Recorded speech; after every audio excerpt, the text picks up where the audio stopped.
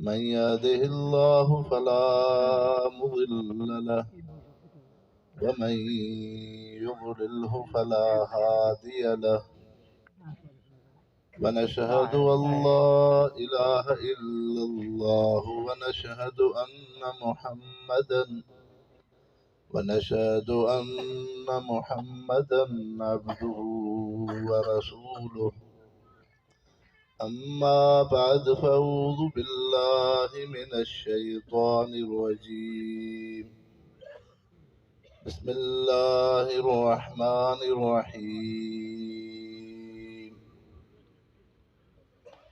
واعتصموا بحبل الله جميعا ولا تفرقوا واذكروا نعمة الله عليكم إذ كنتم أعداء فألف بين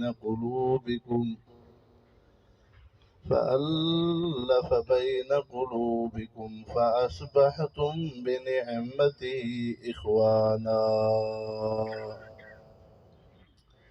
وكنتم على شفا حفرة من النار فأنقذكم منها كذلك يبين الله لكم آياته لعلكم تهتدون. قال النبي صلى الله عليه وسلم إن الله أوحى إلي وحيا وإني أرجو أن يكون أكثرهم طبعا يوم القيامة.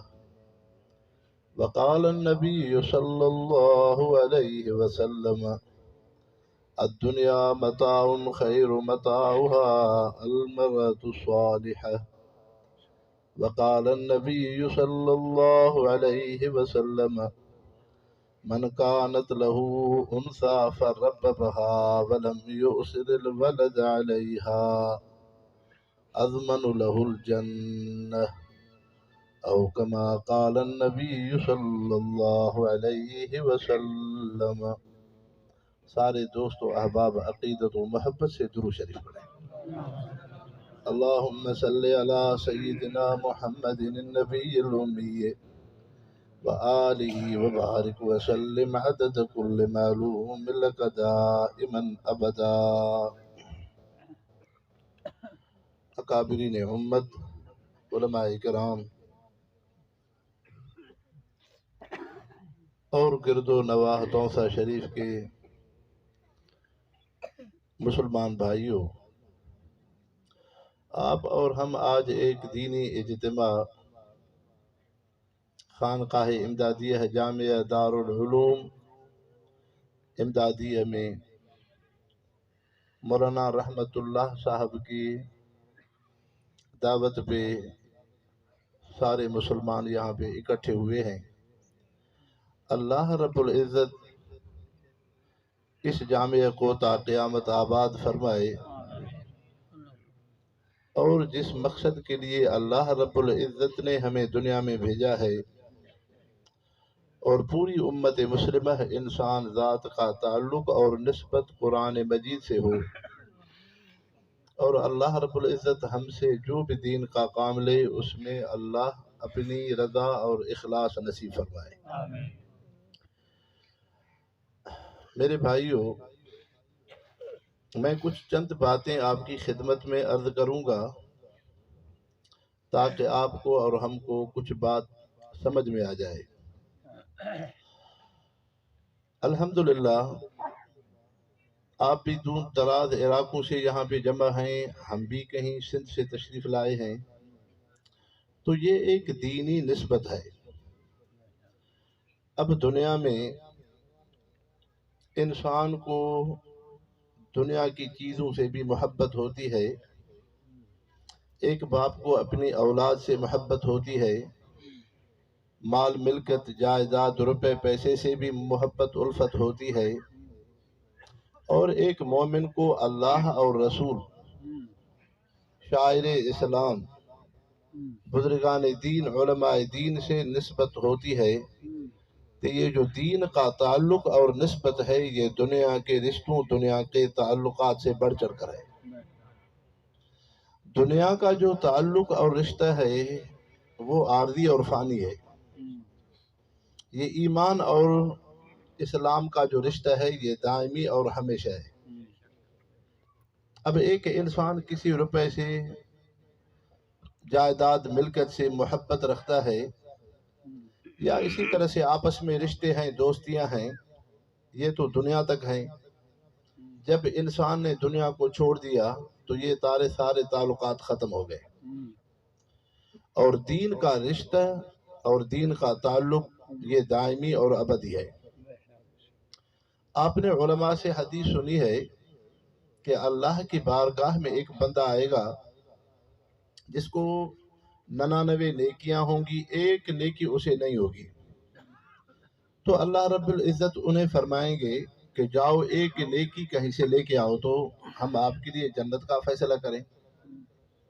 تو وہ بندہ جس کے لیے ایک نیکی کی ضرورت ہے اپنے باپ کے پاس جائے گا، بیٹے کے پاس جائے گا، بھائی کے پاس جائے گا، اولاد کے پاس جائے گا، رشتہ داروں کے پاس جائے گا، دوستوں کے پاس جائے گا، لیکن کوئی بھی ایسے نیکی نہیں دے گا۔ بالآخر یہ مایوس ہو کے لوٹے گا تو ایک عالم دین کی نظر اس بندے پہ آئے گی۔ جب ایک عالم دین، نیک صالح بندے کی نظر اس پہ پڑے گی تو وہ عالم دین اس سے پوچھے گا کہ تو مایوس کیوں ہے؟ تو یہ کہے گا میری ایک نیکی مجھے نہیں مل رہی، 99 نیکیاں ہیں، تو میں اپنے عزیز و اقارب، دوست و احباب کے پاس آیا ہوں، کوئی مجھے نیکی نہیں دے رہا، ہر ایک یہ کہہ رہا ہے کہ ہمیں بھی ضرورت ہے، تو اب یہ میں مایوس ہو گیا ہوں۔ تو عالم دین اسے کہے گا چلو تجھے ایک نیکی کی ضرورت ہے، چلو میں تمہیں ایک نیکی دیتا ہوں۔ وہ عالم دین اسے ایک نیکی دے گا۔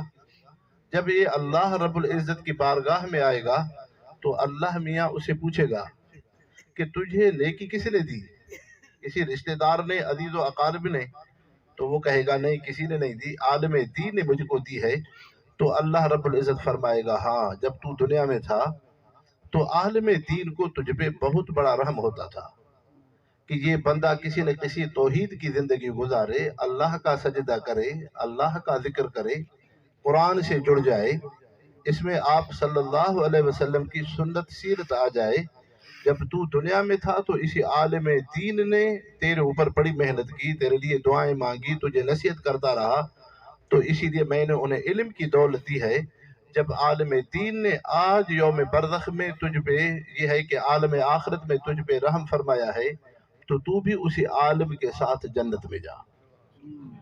تو بھائیو، اللہ رب العزت نے قرآن میں فرمایا ہے وَالَّذِينَ آمَنُوا أَشَدُّ حُبًّا لِلَّهِ، کہ جن لوگوں نے ایمان لایا ہے نا، یہ ایمان والا رشتہ دنیا کے رشتوں سے بہت زیادہ ہے۔ اور دوسری بات یہ ہے کہ دنیا میں جو دنیا کی چیزوں سے الفت محبت ہوتی ہے تو یہ محبت یک طرفہ ہوا کرتی ہے۔ ایک انسان ہے، بھینس سے اسے محبت ہے، بکری سے محبت ہے، ایک عورت ہے اسے سونے چاندی کے زیورات سے محبت ہے، لیکن وہ سونا چاندی تو اس انسان سے محبت نہیں کرتا، وہ بھینس بکری تو محبت نہیں کرتی۔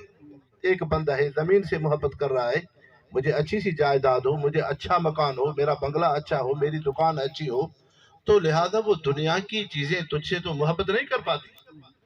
لیکن ایمان کی محبت یہ ہے کہ دونوں جانبوں سے ہوتا ہے۔ اللہ تعالیٰ نے قرآن شریف میں فرمایا فَاذْكُرُونِي أَذْكُرْكُمْ، تم مجھے یاد کرو تو میں بھی تمہیں یاد کروں گا۔ اب دیکھو ایمان کا رشتہ ایسا ہے، یہاں پہ تم توسہ شریف کے گرد و نواح میں جامعہ امدادیہ میں تشریف لائے ہو، ابھی آپ یہاں علماء کے بیانات سن کے اپنے گھروں میں چلے جاؤ گے، اور وہاں پہ اپنے دیہات میں، گاؤں میں رات کو، دن کو، صبح کو بیٹھے اللہ کو یاد کرو، اللہ اللہ، تو جیسے تم اللہ کو یاد کر رہے ہو اللہ بھی تمہیں یاد کر رہا ہے۔ تو بھائیو، ایمان کا رشتہ سب سے زیادہ اہم ہے۔ تو آج وہ ایمان کے رشتے نے یہاں پہ جامعہ میں آپ کو اور ہمیں ایک دین اجتماع میں اکٹھے بیٹھنے کی توفیق نصیب فرمائی ہے۔ اگر ہم کہیں سے آئے ہیں تو وہ ایمان والا رشتہ ہے۔ میں اکثر دیکھ رہا ہوں جلسے میں بوڑھے بوڑھے اور یہ ہے کہ صالح، نیک صالح بندے ہو، یہ نہیں ہے کہ ہم اوپر بیٹھے ہیں تو ہم بڑے ہیں، آپ نیچے بیٹھے ہو تو آپ یہ ہے کہ کم ہو، نہیں۔ یہ تو ایک دین کے اجتماعات کی ترتیب یوں ہوا کرتی ہے کہ عالم دین جو ہے وہ سٹیج پہ بیٹھے، لیکن یہ نہیں ہے۔ جب سمندر ہوتا ہے تو اس میں موتی نیچے دریا میں ہوتے ہیں، اوپر نہیں ہوتے، موتی نیچے ہوتے ہیں۔ تو بھائیو، اللہ رب العزت ہمیں ایمان کی دولت نصیب فرمائے۔ تو دنیا کے اندر اللہ تعالیٰ نے 3 لذتیں رکھی ہیں۔ ایک دنیا کی لذت ہے جسمانی، دوسری دنیا میں لذت ہے دماغی، تیسری دنیا میں لذت ہے روحانی۔ اب جسمانی لذت کہ انسان کو یہ فکر ہو کہ میں اچھا کھانا کھاؤں، میرا مکان اچھا ہو، میرا لباس اچھا ہو، میری اٹھنے بیٹھنے کا طریقہ اچھا ہو، لوگ مجھے پہچانے۔ تو دنیا کے اندر انسان اگر اپنی زندگی کا مقصد یہ بنا لے کہ مجھے کھانا ہے، مجھے پینا ہے، مجھے رہنا ہے، مجھے سونا ہے، تو یہ کون سا انسان کے اندر یہ خوبی خصلت ہوئی؟ یہ تو کوئی بڑی بات نہیں ہے۔ جس طرح انسان کھانے پینے کا محتاج ہے تو جانور ہیں، اللہ کی مخلوق ہے، وہ بھی تو کھانے پینے کے محتاج ہیں۔ جس طرح انسان کھاتا ہے جانور بھی کھاتے ہیں، جس طرح انسان کو یہ ہے کہ پانی کی ضرورت ہے تو یہ جانوروں کو بھی پانی کی ضرورت ہے۔ تو یہ کوئی بڑا کمال نہیں ہے بھائیو کہ انسان اپنی زندگی کا مقصد دنیا کے کھانے پینے کے تعیش عیش میں زندگی گزارے۔ میں اچھے ریسٹورنٹ میں بیٹھوں، میں اچھا کھانا کھا لوں، گھر میں 3 4 انسان یہ ہے کہ لقمے وغیرہ کھا لے، نہیں۔ اگر یہ کمال ہوتا تو اللہ تعالیٰ جانوروں کے اندر یہ خوبی نہ رکھتا۔ اب ہم اور آپ انسان ہیں، 40 مرد جتنے صحت مند انسان، 40 مرد جتنا ایک وقت پہ اللہ کا رزق اور لقمہ وغیرہ انسان جتنا وہ حاصل کریں گے، ان 40 انسانوں سے زیادہ جنگل کا جانور ہاتھی ایک کے موقع پہ اللہ کا رزق اللہ تعالیٰ اسے دیتا ہے۔ ایک طرف آپ ہاتھی کو رکھ لو، دوسری طرف آپ انسانوں میں سے 40 انسان اکٹھے ہو جاؤ، تو جو 40 انسان اللہ کا رزق کھائیں گے، ان 40 سے زیادہ ہاتھی ایک وقت پہ اللہ انہیں اتنا رزق دیتا ہے۔ تو یہ بھی تو کوئی کمال نہیں ہوئی۔ دوسری دنیا کے اندر لذت ہے دماغی، یہ ذرا سمجھو۔ نوجوانوں کو آپ ذرا دیکھیں گے اپنی زندگی جوانی لہو و لعب میں گزارتے ہیں۔ یہ ہے کہ ہمیں کوئی یہ ہے کہ گیم وغیرہ کھیلنی ہے، یا اس طرح دیہاتوں میں لوگ ہوتے ہیں تو وہاں پہ اس طرح سے کوئی ان کے آپس میں کھیل وغیرہ ہوتے ہیں۔ اب جب کھیل ہوتے ہیں تو اس میں 2 ٹیمیں بنتی ہیں۔ اب ضرور ایک ٹیم جیتے گی، ایک ٹیم ہارے گی۔ تو جو ٹیم جیتے گی تو لہٰذا ان کا جسم تو نہیں بڑھتا، ان کے دماغ میں لذت ہو جاتی ہے۔ یہ جو لوگ بڑے بڑے دنیا کے الیکشن لڑتے ہیں، الیکشن کہ ہم الیکشن لڑیں، اس میں کیا ہوتا ہے؟ اس میں یہی ہوتا ہے کہ انسان کے دماغ کو ایک لذت حاصل ہو جاتی ہے کہ میں ایم پی اے بن گیا، میں ایم این اے بن گیا، اس کا جسم تو نہیں بڑھتا۔ لیکن اگر یہ کمال ہے دماغی لذت، تو اللہ تعالیٰ نے یہ دماغی لذت تم انسانوں سے زیادہ اپنی مخلوق جانوروں میں رکھی ہے۔ شیر جنگل کا وہ جانور ہے جسے پوری زندگی تمام جانوروں پہ حکومت ہوتی ہے۔ اب یہ شہد کی جو مکھیاں ہیں، شہد کی مکھیاں، یہ مکھیاں کس طرح سے زندگی گزارتی ہیں؟ ان مکھیوں کے اندر جس طرح ہم انسان اکٹھے زندگی گزارتے ہیں، ہمارے اندر برادری ہے، ماں باپ ہے، بھائی ہے، مکانات ہوتے ہیں۔ پھر یہ ہوتا ہے کہ ایک گھرانے کے اندر کوئی انسان کسی کام سے، کوئی بیٹا کسی کام سے، کوئی بیٹا کسی کام سے، تو اسی لیے اللہ تعالیٰ نے شہد کے مکھیوں میں بھی یہی نظام رکھا ہے۔ یہ شہد کی مکھیاں، ان سب کے اوپر ایک بڑا مکھا ہوتا ہے جس کو کہا جاتا ہے یعصوب۔ پوری زندگی یعصوب کی ساری مکھیوں پہ انہیں حکومت ہوتی ہے۔ ساری شہد کی مکھیاں ان کے حکم کی اطاعت اور فرما برداری کرتی ہیں۔ توسہ شریف کے گرد و نواح کے مسلمان بھائیوں، آج اور آپ نے اور ہم نے زندگی کا مقصد یہ بنا لیا ہے کہ ہم اچھا سا مکان بنائیں۔ اگر 2 بھائی ہیں، 4 بھائی ہیں، تو ہر ایک یہی تمنا ہے کہ میرا مکان اچھا ہو، میرے بچے ان سے زیادہ ہوں، میری یہ ہے کہ سہولیات مجھے زیادہ ہوں۔ تم انسانوں سے سیاسی زندگی اللہ تعالیٰ نے شہد کے مکھوں میں زیادہ رکھی۔ وہ شہد کے مکھے جب وہ آپس میں زندگی گزارتے ہیں، جس طرح تم اور ہم انسان مکانات میں رہتے ہیں، وہ بھی مکانات میں رہتے ہیں، ان کے مکان کا طریقہ یہ ہے کہ ساروں کا مکان ایک جیسا ہوتا ہے۔ جو ان کا جو بڑا ہے یاسوف، جتنا اس کا مکان ہوگا، چھوٹے سے چھوٹے مکے کا بھی وہی مکان ہوگا۔ جو اس میں بڑے کا مکان ہے، چھوٹے کا بھی وہی مکان ہے۔ جو باپ کا ہے وہی بیٹے کا ہے۔ اونچے نیچے بڑے چھوٹے کا کوئی امتیاز اور فرق نہیں ہے۔ تو اللہ تعالیٰ نے تم انسانوں سے زیادہ رہنے اور سیاسی زندگی کا سلیقہ شہد کے مکھیوں کے اندر اللہ نے رکھا۔ تو اگر تمہیں زندگی گزارنی ہے تو یہ اللہ تعالیٰ نے یہ آپ کو اور ہم کو مثال دی ہے کہ انسانوں دیکھو یہ میں نے کس طرح کی مخلوق بنائی ہے، کیسے وہ زندگی گزارتے ہیں۔ تو دماغی لذت، انسان اپنے دماغ کو خوش کرنے کے لیے کھیل میں، کود میں، دنیا کے مشغلوں میں، لہو و لعب میں یہ زندگی گزارے، یہ کوئی کمال نہیں ہے۔ تیسری دنیا کے اندر لذت ہے روحانی، تیسری دنیا کی لذت ہے روحانی۔ جب ایک انسان کفر اور شرک سے نکل کر، معاصی اور گناہوں سے نکل کر اللہ اور رسول کی طرف آتا ہے، ایمان جب اس کے دل میں آتا ہے، اشہد اللہ الہ الا اللہ و اشہد ان محمدً عبدہ و رسولہ، جب وہ ایمان کے دامن میں آتا ہے، اللہ رسول سے اسے محبت ہو جاتی ہے۔ جب اللہ کی محبت میں نماز پڑھتا ہے، جب اللہ کی محبت میں ذکر کرتا ہے، جب اللہ کی محبت میں قرآن مجید سے جڑ جاتا ہے، جب اللہ کی محبت میں سنت سیرت پہ چلتا ہے، اس میں جو روحانی لذت ہے دنیا کے تعیش سے زیادہ ہے۔ حضرت عباد بن صامت رضی اللہ عنہ، ایک تو آپ اور ہم یہاں جامعہ امدادیہ میں تشریف لائے ہیں، دارالعلوم امدادیہ میں، ایک حضرت عباد رضی اللہ عنہ صحابی تھا جو آپ صلی اللہ علیہ وسلم جب تشریف لائے مدینہ طیبہ میں تو اصحاب صفہ کے مدرسے کا جو بنیاد رکھا، تو وہاں پہ تو سہولیات وہ نہیں ہوا کرتی تھی، ہر ایک صحابی اپنے گھر سے کچھ کوئی نہ کوئی چیز لے کے آتا تھا۔ حضرت عباد رضی اللہ عنہ یہ وہ انصاری صحابی ہیں جو آپ صلی اللہ علیہ وسلم کے مدرسے کے طالب العلموں کی سب سے زیادہ خدمت کیا کرتے تھے، حضرت عباد۔ تو یہ کسی غزوے میں گئے ہوئے تھے، حضرت عباد رضی اللہ عنہ بھی تھا، حضرت عمار بن یاسر مہاجر صحابی تھا۔ جب رات کو پہرے کا وقت آیا تو حضرت عباد نے عمار کو فرمایا، عمار رات ذرا لمبی ہے، کیوں نہ ہم رات کو دو حصوں میں کر لیں، ایک حصے میں یہ ہے کہ جاگتا رہوں گا اور تو نیند کر، تو آرام کر، دوسرے حصے میں تو اٹھے گا، میں آرام کروں گا۔ حضرت عمار نے کہا چلو صحیح ہے۔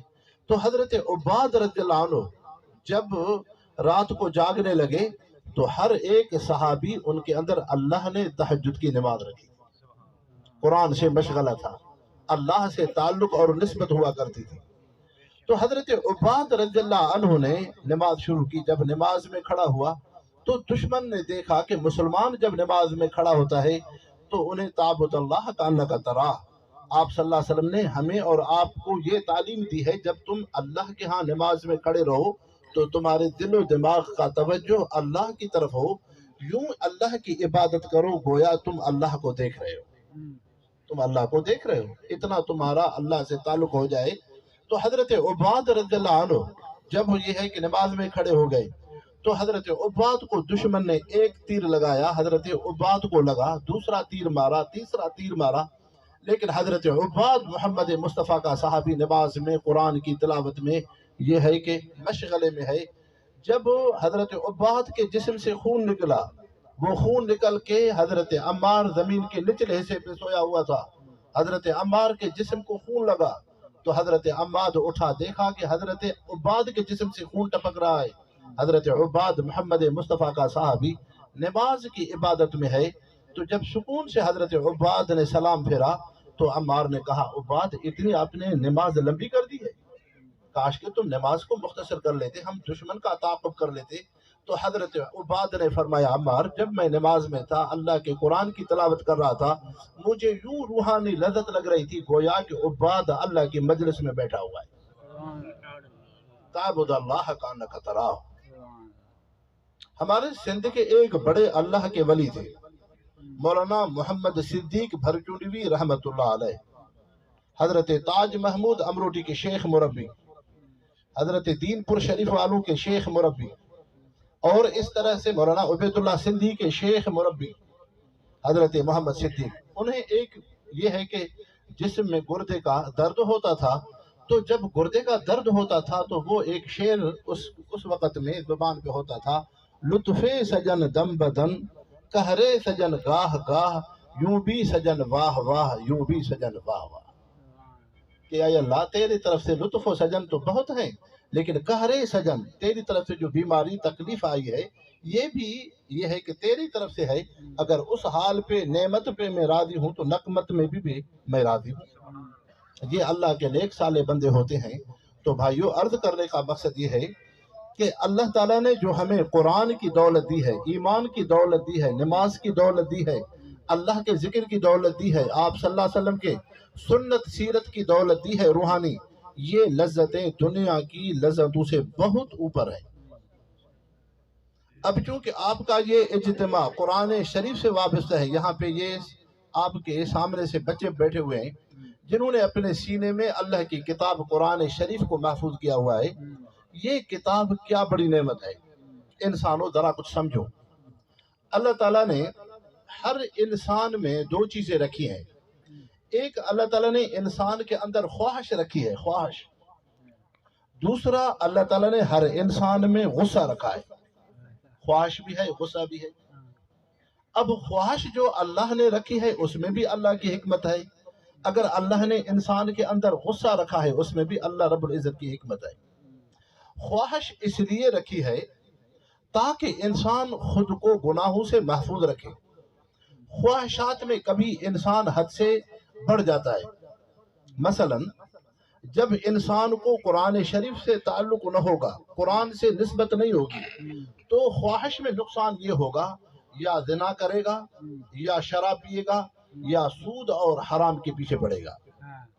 اب آپ ذرا معاشرے کے اندر دیکھو کہ معاشرے کے اندر زنا بھی ہے، معاشرے کے اندر شراب بھی ہے، معاشرے کے اندر سود اور حرام بھی ہے، تو رشوت کا ماحول ہے۔ اب یہ خواہشات انسان کے اندر کیوں ہیں؟ اس لیے انسان خواہشات میں آگے نکل گیا ہے کہ انسان کو اللہ کی کتاب قرآن شریف سے ربط اور تعلق نہیں ہے۔ اگر قرآن سے ربط ہوگا، قرآن سے نسبت ہوگی، تو تم خواہشات میں زنا کے بجاہ نکاح کی پاکیزہ زندگی گزارو گے۔ اللہ نے تو یوں فرمایا ہے: فَانِكِحُوا مَا طَابَ لَكُمْ، تم نکاح کی پاک دامن زندگی گزارو۔ اب تمہارا خواہش میں قرآن سے تعلق ہوگا تو بجائے شراب کے تم حلال چیزوں سے نفع اٹھاؤ گے، تم حرام کے پیچھے نہیں پڑو گے۔ اگر تمہارا خواہش میں قرآن سے تعلق ہوگا تو قرآن کی نسبت سے تم حرام سے، رشوت سے، سود سے بچ جاؤ گے۔ اللہ رب العزت نے کیا فرمایا؟ یا ایھا الذین آمنوا لا تاکلوا اموالکم بینکم بالباطل، اے ایمان والو تم حرام نہ کھاؤ۔ اب ذرا بھائیو یہ دیکھو کہ اللہ نے ہمیں حرام سے کیوں روکا ہے، آپ صلی اللہ علیہ وسلم نے ہمیں حرام لقمے سے کیوں روکا ہے، اس میں حکمت کیا ہے؟ عقلی لحاظ سے اس میں حکمت یہ ہے کہ انسان کے جسم میں خون ہے، اور ہمارے جتنے بھی اعضاء ہیں، آنکھ کا عضو ہے، زبان کا عضو ہے، کان کا عضو ہے، ہاتھ کا عضو ہے، پاؤں کا عضو ہے، دل کا عضو ہے، دماغ کا عضو ہے، یہ جتنے بھی اعضاء ہیں ان سارے اعضاء میں خون آتا ہے۔ خون کس سے بنتا ہے؟ غذا سے۔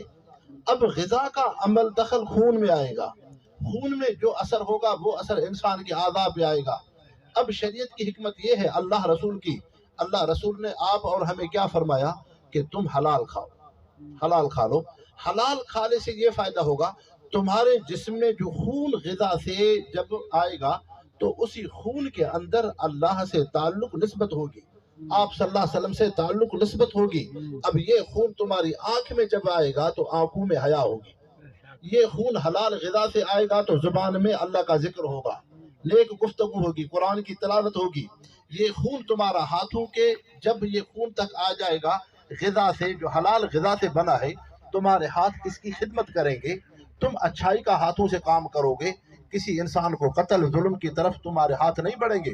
اگر تمہیں غذا حلال کی ملی تو حلال کی غذا سے تمہارے پاؤں میں جو خون پہنچے گا تو یہ تمہارے پاؤں اللہ کے گھر مہدی شریف کی طرف چلیں گے، انسان کی خدمت کی طرف چلیں گے، کسی گناہ اور برائی اور زنا بدکاری کی طرف نہیں چلیں گے۔ یہ حکمت ہے شریعت کی حلال غذا کی۔ اگر انسان حلال نہیں کھائے گا، حرام کھائے گا، تو جب حرام کا لقمہ لیا رشوت سے، سود سے، ظلم سے، خیانت سے، تو اس کا نقصان یہ ہوا کہ جو اندر خون بنا جسم میں، تو اس خون کے اندر حرام غذا کی تاثیر ہوگی۔ اب یہ خون جب انسان کے اعضاء پہ آئے گا تو آنکھ میں حیا نہیں رہے گی، زبان پہ اللہ کے ذکر کی توفیق نہیں ہوگی، قرآن کی تلاوت کی توفیق نہیں ہوگی، انسان کے دل میں اللہ سے محبت کامل نہیں ہوگی، رسول سے نسبت کامل نہیں ہوگی، اور اسی طرح سے تمہارے اعضاء پہ پاکیزگی نہیں آئے گی۔ یہ حکمت ہے شریعت میں حلال کی۔ تمہارے ہمارے فقہ کے امام اعظم ابو حنیفہ رحمۃ اللہ علیہ، امام اعظم ابو حنیفہ رحمۃ اللہ علیہ صرف عالم دین نہیں تھے، وہ اللہ کے ولی بھی تھے۔ وہ ایک جگہ پہ بیٹھے ہوئے تھے، مسلمان چوگرد بیٹھے ہوئے تھے محفل میں، تو بچے گیند سے کھیل رہے تھے بچے۔ تو ہوا یہ کہ گیند امام اعظم کے سامنے آ کے رکی۔ جب گیند رکی تو بچوں نے دیکھا کہ ہماری گیند جو ہے امام اعظم کے سامنے پڑی ہوئی ہے، تو بچوں کو خیال آیا کہ ہم یہ گیند اٹھا لیں۔ دیکھا کہ ایک عالم دین بیٹھا ہے، تو ہم اسی عالم دین کے سامنے سے کیسے اٹھائیں؟ حیا اور ادب کی وجہ سے قریب نہیں آئے۔ اب ایک بچہ ہے بے باکی سے آیا، انہوں نے گیند اٹھائی، گیند اٹھا کے وہ باہر چلا گیا۔ امام اعظم ابو حنیفہ نے جو مجلس میں بیٹھے ہوئے مسلمان تھے انہیں فرمایا کہ تم میں سے کوئی اس بچے کے والد کو جانتا ہے؟ تو ایک فرد اٹھا کہ ہاں میں جانتا ہوں۔ فرمایا جاؤ اس کے باپ کو لے کے آؤ۔ اس کا باپ آیا۔ جب وہ باپ آیا تو امام اعظم نے اسے ساری ماجرا سنا دی۔ فرمایا کہ یہ بچے گیند سے کھیل رہے تھے اور بچے حیا ادب کی وجہ سے نہیں آئے، تیرے بچے نے آ کے گیند اٹھائی، تو اٹھانے سے میں سمجھ گیا کہ تجھ سے کوئی گناہ ہوا ہے، تو اس کا باپ ہے نا، تجھ سے کوئی گناہ ہوا ہے، اس گناہ کا اثر اس چھوٹے بچے پہ ہے۔ مسلمانوں بھائیوں سمجھو ذرا دین کو، اس گناہ کا اثر اس چھوٹے بچے میں ہے، لہذا تو میرے سامنے سچ بول، جھوٹ نہ بول۔ تو اسی نے کہا کہ ہاں صحیح مجھ سے غلطی ہو گئی تھی، اللہ نے حرام سے منع کیا ہے، میں نے ایک لقمہ حرام کا اپنے منہ میں ڈالا، اس کے بعد میں اپنی بیوی کے پاس گیا اور پھر ہم نے شباشی کی، پھر اس کے بعد یہ بچہ ہوا، تو میری اس بچے میں حیا ادب نہیں ہے۔ امام اعظم ابو حنیفہ نے فرمایا کہ ہاں جو تو نے حرام کا لقمہ کھایا تھا، اس حرام کی نحوست ہے، تیرے اس بیٹے میں حیا ادب نہیں ہوگا۔ اب آپ ذرا معاشرے کو دیکھو کہ یہ جو معاشرہ زنا، شراب، حرام، ظلم کی طرف جا رہا ہے، قتل و غارت کی برائیوں، گناہوں کی طرف جا رہا ہے، کہ کیوں ہماری اولاد دین سے دور ہوتے جا رہی ہے؟ کیوں ہماری اولاد میں اللہ کا ذکر نہیں ہے، نبی کی سنت نہیں ہے، قرآن سے تعلق نہیں ہے، آپ صلی اللہ علیہ وسلم سے نسبت نہیں ہے؟ یہ تو نہیں ہے کہ اولاد سے پہلے ہم خود والد ان کے مجرم ہیں۔ تو بھائیو حلال کی بہت بڑی حکمت ہے۔ آپ کی خدمت میں نے عرض کیا، اللہ نے انسان کو خواہش دی ہے، کیونکہ فرشتے اور انسان میں فرق آ جائے۔ اب انسان کو خواہش تو ہے، لیکن خواہش میں قرآن سے تعلق ضروری ہے۔ اگر قرآن سے جوڑ اور تعلق نہیں ہوگا، یا زنا کرے گا، یا شراب پیے گا، یا سود اور رشوت کی طرف جائے گا۔ اگر انہیں قرآن سے تعلق ہوگی خواہش میں، تو پھر نہ زنا کا خیال ہوگا، نہ انہیں شراب کی طرف نوبت آئے گی، نہ سود اور حرام کی طرف انسان جائے گا۔ حضرت علی المرتضی رضی اللہ عنہ آپ صلی اللہ علیہ وسلم کے صحابی ہیں، وقت کے جب خلیفہ بنتے ہیں، بیت المال میں آتے ہیں، دیکھا کہ بیت المال کے سامنے حضرت علی کے سامنے درہم و دنانیر سونا چاندی ہے۔ حضرت علی رضی اللہ عنہ کی زبان پہ لفظ تھا، یا دنیا غرنی غیری، یا دنیا غرنی غیری، یا دنیا غرنی غیری، اے دنیا و دولت، درہم و دینار انہیں جا کے گمراہ کرو جنہیں اللہ اور رسول سے نسبت نہ ہو۔ ہمیں ایمان کے بعد اللہ رسول نے ایسی نسبت ہے کہ ہم دنیا کی رونقوں سے زیادہ ہم اپنے رب اور آخرت سے محبت رکھیں۔ تو بھائیو قرآن کی یہ تاثیر ہے۔ دوسرا، اللہ نے انسان میں غصہ رکھا ہے، غصہ۔ اب غصے میں حکمت کیا ہے؟ اس میں بھی اللہ رب العزت کی حکمت ہے۔ غصے میں حکمت یہ ہے کہ انسان اپنی جان کا تحفظ کرے، اپنے مال کا تحفظ کرے، اپنے دین کا تحفظ کرے۔ اللہ تعالیٰ نے اسی لیے انسان کے اندر غصہ رکھا ہے۔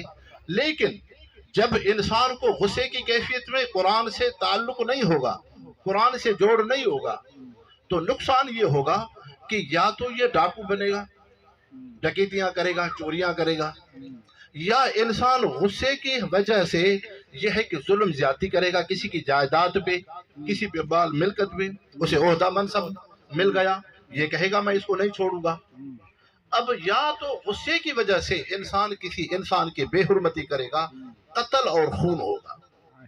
اب دنیا کے اندر یہ جو تین بڑی بڑی برائیاں ہیں، ڈکیتیاں اور اس طرح سے انسان کی بے حرمتی اور خون ریزی اور ظلم و زیادتی، یہ اس بنیاد پہ ہے کہ انسان کو غصے کی کیفیت میں یہ سارے گناہ ہوتے ہیں۔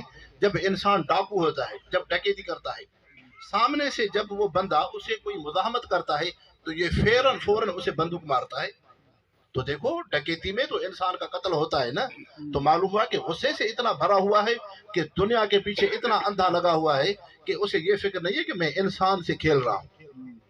اسی طرح سے ظلم، جب انسان غصے میں بھر جاتا ہے تو غریب پہ اسے یہ ہے کہ رحم نہیں آتی، غصے میں بھر جاتا ہے کہ میں اس کی جائیداد پہ، اس کی ملکت پہ، اس پہ روپے پیسے پہ میں ظلم زیادتی کروں۔ اسی طرح سے انسان کا جو قتل ہے، خون ریزی ہے، یہ بھی غصے کی وجہ سے ہوا کرتی ہے۔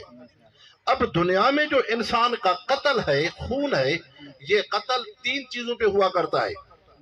یا تو انسان کا خون ہوتا ہے عصبیت میں، قومیت کی بنیاد پہ۔ آپ اور ہم جہاں پہ یہ رہتے ہیں تو اکثر و بیشتر برادریاں ہوا کرتی ہیں، فلان برادری ہے، ان فلان برادری کا بڑا کوئی چودھری ہے، سردار ہے، نواب ہے۔ تو ہوتا یہ ہے کہ اسی برادری کے بڑے ہونے کا مقصد یہ ہے کہ اسی علاقے میں امن ہو، انسان کی جان، عزت، آبرو محفوظ ہو، لیکن بجائے عزت آبرو محفوظ کے وہاں پہ قتل غارت ہوتی ہے، خون ریزی ہوتی ہے۔ دوسرا یہ ہے کہ انسان کا جو خون ہوتا ہے مال ملکت کی بنیاد پہ ہوتا ہے۔ کسی نے اچھی سی دکان بنا لی، اچھا کاروبار چل رہا ہے، تو اب یہ ہے کہ اور لوگ اسے برداشت نہیں کریں گے، ڈاکو لوگ اسے برداشت نہیں کریں گے، اس کو مارنا ہے تاکہ اس کی ملکت پہ ہمارا کچھ یہ ایک حق بن جائے۔ تیسرا انسان کا قتل ہوتا ہے مذہب اور فرقے واریت پہ، مذہب اور فرقے واریت پہ۔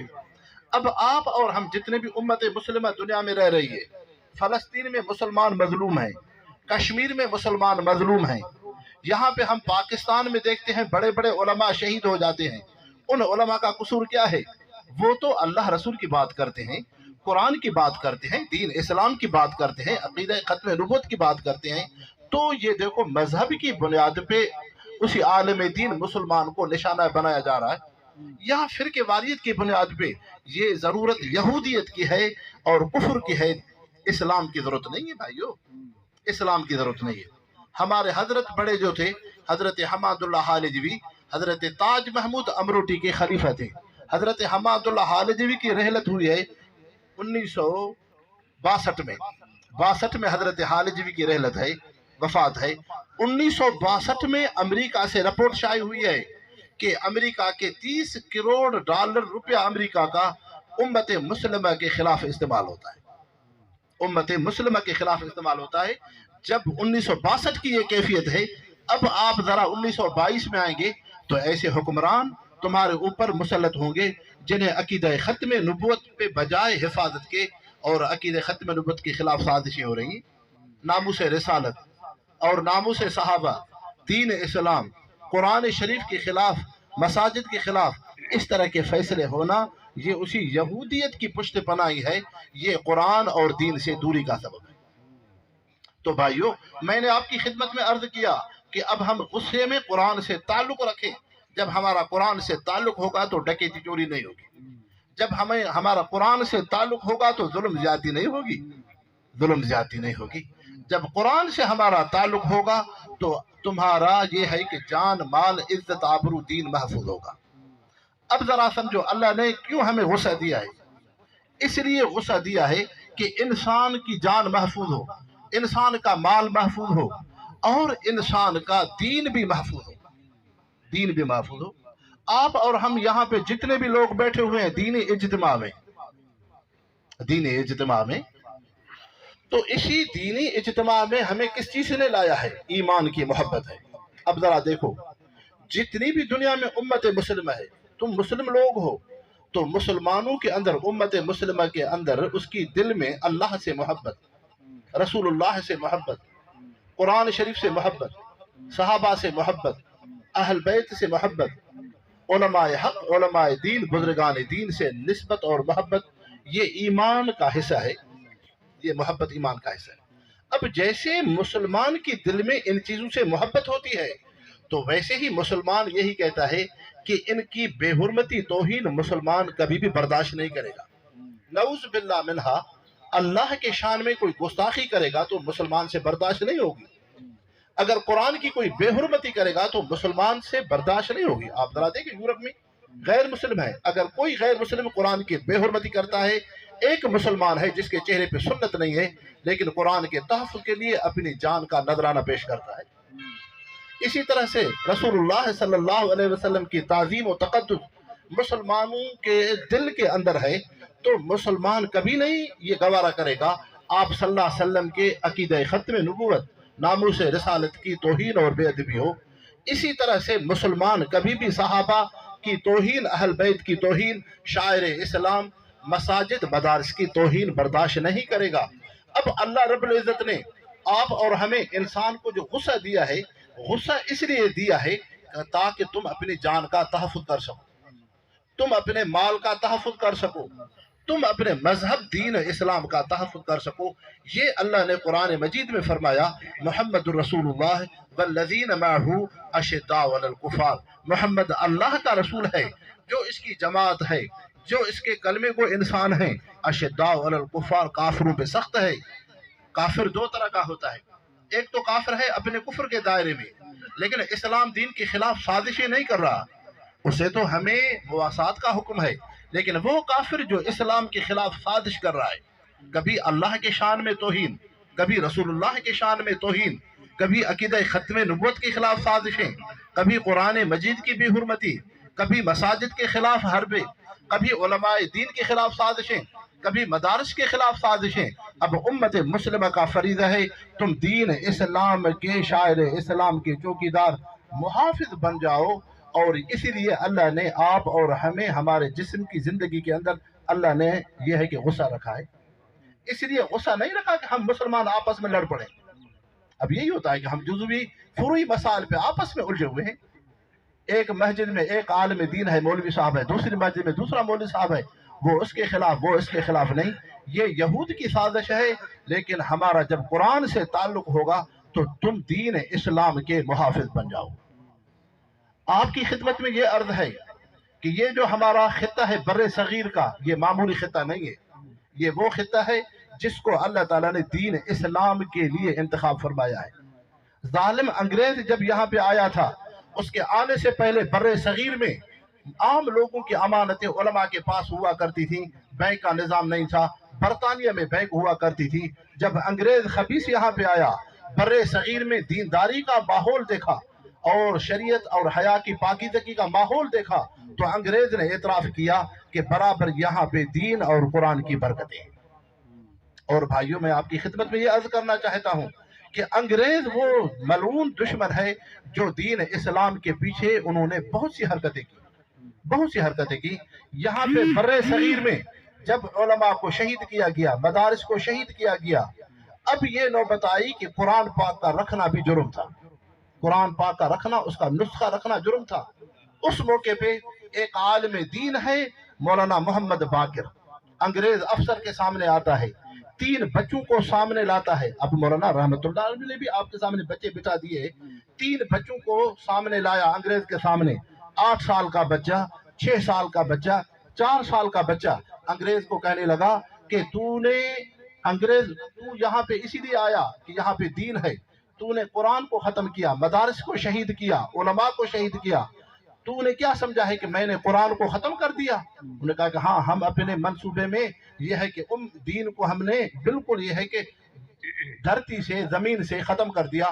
انگریز کو مولانا محمد باقر نے فرمایا یہ چھوٹے بچے ہیں، ان کے ہاتھ میں قرآن شریف نہیں ہے، انہوں نے قرآن پاک نہیں دیکھا، لیکن برزبان انہیں میں نے قرآن کی تعلیم حفظ کروائی ہے. آپ صلی اللہ علیہ وسلم کے زمانے میں صحابہ کو جو تعلیم قرآن کی ہوا کرتی تھی یہ سینہ بسینہ ہوا کرتی تھی. حضرت ابو بکر صدیق کی خلافت میں سینہ بسینہ ہوا کرتی تھی. حضرت عمر رضی اللہ عنہ کی خلافت میں سینہ بسینہ قرآن کی تلاوت یہ ہے کہ تعلیم ہوا کرتی تھی. آگے چل کر حضرت عثمان رضی اللہ عنہ کی خلافت میں قرآن کے نسخوں کو حضرت عثمان نے چھپوایا اور تاکہ امت کے اندر قرآن کی یہ ہے کہ ان کی یہ ہے کہ ہر چیز محفوظ ہو. تو آپ صلی اللہ علیہ وسلم کا زمانہ، حضرت ابو بکر کا زمانہ، حضرت عمر فاروق کا زمانہ سینہ بسینہ قرآن کے تعلیم کا تھا. مولانا محمد باقر نے فرمایا یہ چھوٹے بچے ہیں، ان کے ہاتھ میں قرآن پاک نہیں ہے، اگر تو جس بچے سے قرآن کی آیت جہاں سے تو پوچھے گا تجھے بچہ فر کر کے سنائے گا۔ اب انگریز نے کہیں سے قرآن کا نسخہ ہاتھ لے کے بچوں کا امتحان لینا شروع کیا۔ جب 8 سال کا بچے کا امتحان لیا تو قرآن صحیح پڑھ رہا تھا، 6 سال کے بچے کا امتحان لیا تو وہ صحیح قرآن پاک پڑھ رہا تھا، 4 سال کے بچے کا امتحان لیا قرآن صحیح پڑھ رہا تھا۔ جب تینوں بچے امتحان میں کامیاب ہو گئے تو انگریز نے اپنے یہ ہے کہ سر پہ تھپڑ مار کے فرمایا اپنی کہ مولوی محمد باقر ہم تو برطانیہ سے اس لیے آئے تھے، یہاں بر صغیر میں محمد مصطفیٰ کا دین ہے، دین اسلام ہے، لیکن ہم نے اسلام کے خلاف سب سے پہلے قرآن کو نشانہ بنایا، علماء مدارس کو نشانہ بنایا، لیکن تو نے جو 3 بچے ہمارے سامنے لائے ہیں جن کے ہاتھ میں قرآن پاک نہیں ہے، آج انگریز اعتراف کرتا ہے کہ اسی قرآن سے مقابلہ دنیا کی کوئی بھی قوت نہیں کر سکتی۔ اِنَّا نَحْنُ نَزَّلْنَا الذِّكْرَ وَإِنَّا لَهُ لَحَافِظُونَ، اللہ نے صحیح فرمایا ہے کہ یہ قرآن اللہ کی طرف سے۔ اب ذرا دیکھو ہمارے اکابر اور بزرگان دین، ہمارے سندھ کے ایک درویش تھے سید تاج محمود امروٹی نور اللہ مرقدہ، حضرت شیخ الہند محمود الحسن رحمت اللہ علیہ، حضرت مولانا تاج محمود امروٹی کبھی دیوبند تشریف لاتے ہیں، کبھی حضرت شیخ الہند سندھ کی طرف تشریف لاتے ہیں، اور حضرت تاج محمود امروٹی یہ وہ اللہ کے ولی تھے، دین اسلام کی اللہ نے انہیں ایسی حمیت غیرت عطا فرمائی تھی۔ یہ جب چھوٹے بچے تھے ابھی تک بالغ نہیں ہوئے تھے، تو حضرت امروٹی کا ایک استاد تھا مولانا عبد القادر اندھڑ، تو حضرت مولانا عبد القادر نے فرمایا کہ مولوی بیٹے تاج محمد سکھر میں ہے مولانا عبد الرحمن سکھروی، ان کی خدمت میں میرا یہ رقعہ لے کے جاؤ، یہ خط لے کے جاؤ۔ حضرت عبد الرحمن سکھروی یہ وہ انسان تھے جب مولانا قاسم نانوتوی رحمت اللہ علیہ، حضرت رشید احمد گنگوہی رحمہ اللہ جب دارالعلوم دیوبند کا بنیاد رکھ رہے تھے تو یہ دونوں بزرگ سکھر میں سندھ میں تشریف لائے۔ مولانا عبد الرحمن سکھروی کو عرض کیا کہ آپ یہاں سے چلے دیوبند، 1867 میں دارالعلوم دیوبند کا بنیاد ہوا ہے، تو حضرت سکھروی نے فرمایا کہ میں سفر کے قابل نہیں ہوں، انہوں نے وہیں سے ہاتھ اٹھائے تو دارالعلوم دیوبند کا وہ مدرسہ ہے جس کے بنیاد کے لیے سندھ کے بزرگ کی دعاؤں کے ہاتھ اٹھے۔ اب دارالعلوم دیوبند کیا ہے؟ عام تو یہ لوگوں میں معاشرے میں ہے کہ دیوبندیت کو فرقہ ہے، کوئی دیوبندیت فرقہ نہیں ہے۔ دیوبند کیا ہے؟ 1867 میں دارالعلوم دیوبند کا بنیاد ہو رہا ہے، 100 سال پہلے، اس سے 100 سال پہلے حضرت مجدد الفسانی رحمت اللہ علیہ سفر کر رہے ہیں، جہانگیر بادشاہ وہ بھی اس کے سامنے ہے، وہ بھی اس کے ساتھ ہیں، جب دیوبند کے گاؤں سے وہ یہ ہے کہ گھوڑے سے سفر کر رہے ہیں تو حضرت مجدد الفسانی نے جہانگیر بادشاہ کو فرمایا کہ بادشاہ رکو، یہاں پہ ٹھہرو۔ حضرت مجدد الفسانی گھوڑے سے نیچے اتر کے دیوبند کے جہاں پہ مدرسہ دارالعلوم دیوبند بنا ہوا ہے وہاں سے ہاتھ سے چلو سے مٹی اٹھا کے ناک کے قریب ہو کے انہیں سونگھا تو مٹی سے حدیث و علم و سنت کی خوشبو آنے لگی۔ حضرت مجدد الفسانی رحمت اللہ علیہ نے جہانگیر بادشاہ کو 100 سال بنیاد سے پہلے یہ بشارت دی کہ جہانگیر یہاں پہ دین کا ایک ایسا مرکز قائم ہوگا جہاں سے محمد مصطفیٰ کے دین اور علم اور سنت کی خوشبو دنیا کے کونے کونے میں پھیل جائے گی۔ بھائیو یہ ہے دارالعلوم دیوبند، تو دیوبندیت کو فرقہ نہیں ہے، دیوبندیت قرآن کے سمجھنے کا نام ہے، دیوبندیت محمد مصطفیٰ کے عقیدہ ختم نبوت کی حفاظت کا نام ہے، دیوبندیت دین اسلام کے تحفظ کا نام ہے، دیوبندیت صحابہ اہل بیت کی عقیدت و محبت کا نام ہے، دیوبندیت اللہ سے تعلق اور نسبت کا نام ہے۔ تو میں یہ عرض کر رہا تھا کہ حضرت تاج محمود امروٹی نور اللہ مرقدہ یہ ان کو دعوت دی حضرت شیخ الہند رحمت اللہ علیہ نے۔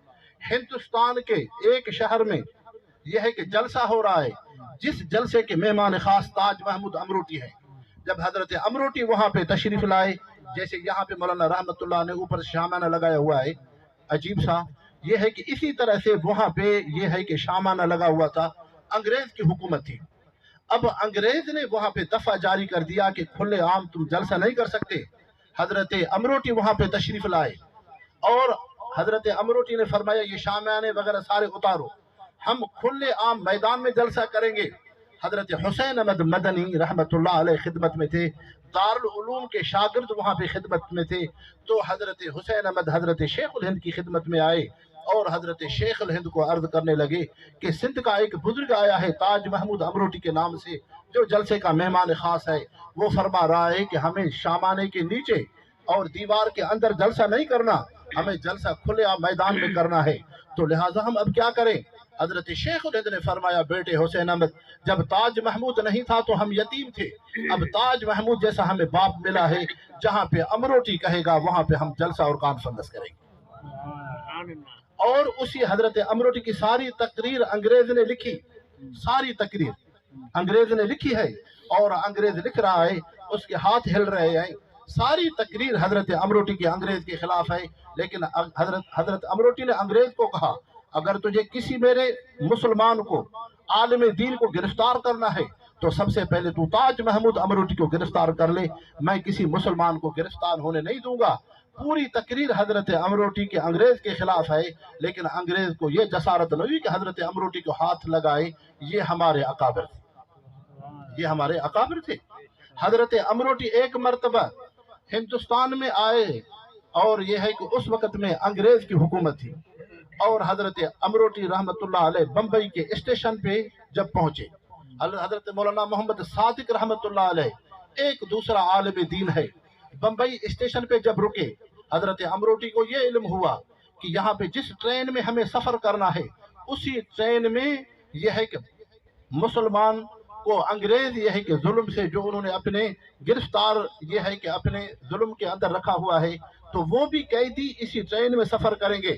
حضرت امروٹی نے مولانا صادق رحمت اللہ علیہ کو فرمایا مجھے وضو بنواؤ، حضرت مولانا صادق رحمت اللہ علیہ نے حضرت امروٹی کو وضو کروایا، وضو کروانے کے بعد حضرت امروٹی نے 2 رکعت نفل بمبئی اسٹیشن پہ پڑھی، 2 رکعت نفل کے بعد دعائیں مانگی، یا اللہ آج تاج محمود امروٹی تجھ سے دنیا نہیں مانگتا، تجھ سے 2 چیزیں مانگتا ہے، یا اللہ آج ہم جس اسٹیشن پہ پہنچے ہیں، جس ٹرین میں ہم بمبئی سے سفر کریں گے، اسی ٹرین میں انگریز ظالم مسلمان جو مظلوم ہیں ان کو یہ ہے کہ اپنے ٹرین میں ساتھ لے کے جائیں گے، آج ان مظلوم مسلمانوں کی رہائی کے لیے تاج محمود امروٹی انگریزوں سے مقابلہ کرے گا، یا تاج محمود امروٹی شہید ہو جائے گا یا غازی ہو کے مجاہد بنے گا۔